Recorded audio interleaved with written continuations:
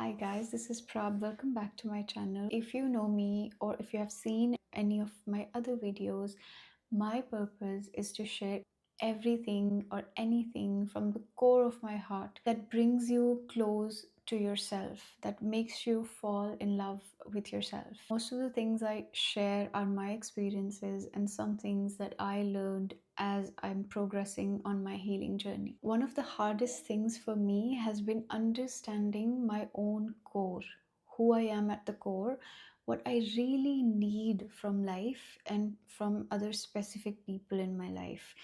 I think it's been one of the hardest things trying and understanding myself. Whereas I was going through life thinking that I needed to decode other people's behavior, why they treated me the way they treated me, why can't they give me certain things, how can I make them be a certain way, or how can I manipulate life's circumstances, events, or situations in order for them to be how I want them to be. Isn't that how we go through life sometimes unconsciously? Like we don't really pay attention to what we are doing or why we're doing it. It's most of the time in the why that we find answers to some of the really important questions that sometimes we don't even know in the first place. On my healing journey, I have found myself in places multiple times in the past year or so specifically where I knew what I needed to do, but I still found myself stuck in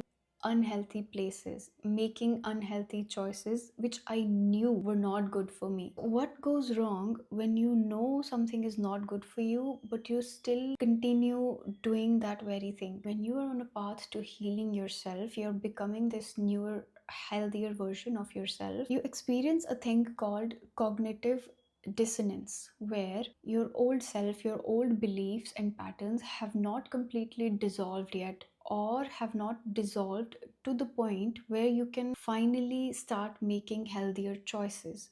Consciously, you think you know, and you do actually know, but knowing something consciously is very different from embodying it. You have not actually embodied that energy. Your energy has not completely changed to that of a version of you who would choose differently. You can think all you want, about what's healthy for you and what's not, but the version of you that will actually physically choose that thing or make that choice is not fully born yet. It's kind of that stage of your journey of growth while your soul is evolving, and you have to be very kind to yourself in those kind of situations. But also, you do have to understand what's going on so you can at least try and prevent yourself from making those choices, or you can get out of the situations that you know do not serve you, so that at least you have this knowledge that this is something that you need to do, so you can start working on it. This is kind of a state of mind where you have enough knowledge about your patterns, about your behaviors, about other people's behaviors, your attachment style, how you react, what triggers you, why you react, and what do you do when you are triggered. You know all of this, but you can't seem to have control over these reactions and triggers and the behaviors that naturally come to you when you are triggered. This is the thing about extreme self awareness, where self awareness kind of becomes the very thing that keeps you stuck. Because at the level of mind, you think you know this, so consciously your mind will make you think like, okay, you've got it covered, like you know it, you have the knowledge, now you've got it covered. You'll try to intellectualize your feelings, you will try to intellectualize your reactions or other people's reactions, or why you did this, or you shouldn't have done this. Or even if you are reflecting on it, even if you are thinking this shouldn't have happened this way, you're still intellectualizing it. There's nothing changing, your energy is not changing. Healing does not happen mentally, healing happens somatically, at a cellular level, at the level of your body as well. Your body has to be involved in this healing process, and this is where all your healing practices come in. If you can relate to any of the stuff that I'm talking about, and the moment you understand that you know a lot, you understand a lot of things, but you're still finding yourself stuck and going in loops in the same cycles, and you feel like you're not making any progress, which you probably are, but your progress will be much better if you actually tried to get yourself out of that loop sooner rather than later. And that's the very point where you have to start working with your body as well. Having a workout routine, physical activity, any sort of physical exercise, yoga, weightlifting, running, walking, jogging, anything to do at the level of your body, meditating, breathing exercises, spiritual practices, all of these things. If you are on a journey to become the best version of yourself, you absolutely have to let go of these things. Being around people who find it hard to recognize your strengths. I don't care if they are more successful than you or they're less successful than you. I don't care. You have to surround yourself with better people, people who are humble and kind at heart, who do not find it hard to celebrate your successes, who can speak to the winner in you before you can do it. You have to be around people who you can share your good news with without feeling any type of discomfort or negative energy from them. Now, if you don't have any people around you of that sort, identify your criteria of healthy people, and you have to get rid of any person who does not match that criteria. Okay? They can be your friends, family members, relationships. You have to get out of toxic connections. No matter how lonely you feel, no matter how alone you get, as long as you have yourself, you'll be fine. If you're staying in unhealthy and toxic environments, what I mean by unhealthy environments is basically where you have to dim yourself down, where you have to play small, where you have to sometimes participate in people's dysfunction, bad habits, bad behaviors. Even if you see people around you who are living in the ways that do not match your values, you have to leave, you have to exit, you have to stop participating in any form of gossip or drama. You have to leave people that make you want to do that. It does not serve you in any way. It basically drains your energy. It gives you so much negative energy. Gossip and drama drains your energy like anything. So you have to stop that entirely. You have to stop all form of negative self-talk and judgment entirely, not even as a joke.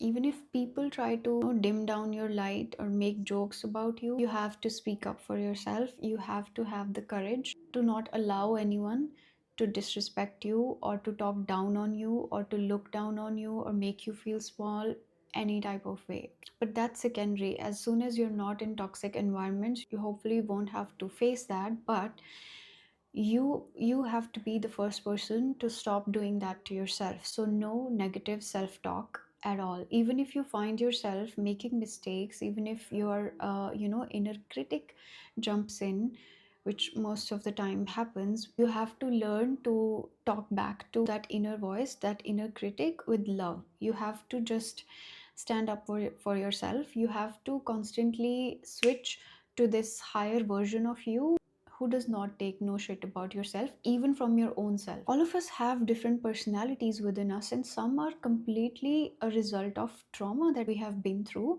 And at the same time, you have this higher self, this kind and loving and gentle person within you as well. So your aim is, your goal is, you have to operate from that version of yourself. Most of the time, you have to try and treat yourself and meet yourself from that version. As soon as any other version of you tries to jump in, tries to ruin things for you, you have to be able to access this healthier version of you and you respond from that version. Even if you're talking to yourself, you have to treat yourself like another person, a person who is separate from you but you highly respect. That's how you treat yourself. And if you're someone who struggled with people pleasing in the past, you have to learn to not over explain yourself. If you don't want to show up to an event, if you don't want to participate in something or go somewhere, you say no and you don't over explain yourself. Depends on the context, but you get what I'm trying to say here. Because sometimes we try to justify our choices and we don't really consider, if you had to say yes, it would have really not been healthy for you. You don't need to explain things that are healthy for you as long as you are true to yourself. You never have to be perfect at anything, but you can still be kind to yourself. Even if you're learning something, even if you're not great at something, you can still be confident. Sometimes some people will try to humble you, but if you are already kind to yourself, at the same time you're confident enough, you don't let those people get the best of you. For one thing, the only people who try to humble you, who try to bring you down, are the ones that are below you. Because people who vibrate higher, who are really wise, they'll never feel the need to bring anyone down in the first place. So you never have to defend or fight back with these kind of people. The point I'm trying to make here is that you have to hold yourself high. You do not look down on upon yourself if you're in that kind of a situation, or in any situation for that matter. It's about how you see yourself. Understand how it's all about you. It's all about how you see yourself. I want you to be the kindest that you can be to yourself, the most loving that you can be to yourself, because how other people see you does not matter at all. We think we have to fit everybody's definition of a nice person. We are doing all that we can to be kind and earn people's respect and all of that, but at the end of the day, those people can drop you at the first change of heart. You are the only one who's going to be there for you. So the only person whose approval you ever need is your own first. This is the thing. If you ever find yourself being in places where you're not valued, where you're not seen, is because you are all of those things. You are not worthy of being seen. You don't deserve to be valued.